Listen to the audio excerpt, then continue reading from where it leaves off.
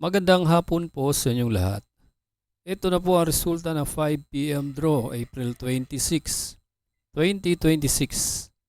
Para sa mga games na 2D Lotto at 3D Lotto.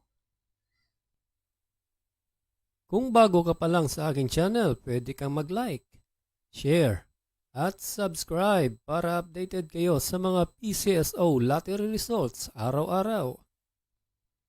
Para sa 5 p.m. draw ng 2D Lotto, ito po ang mga winning numbers. 9 and 5 in exact order.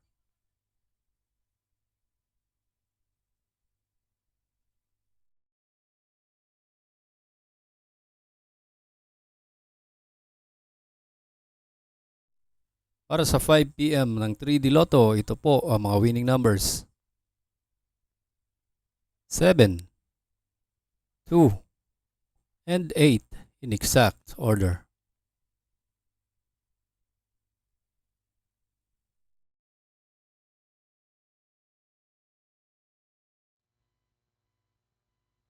Salamat po sa panonood ng Lotto Results Today by Mr. Wi-Fi.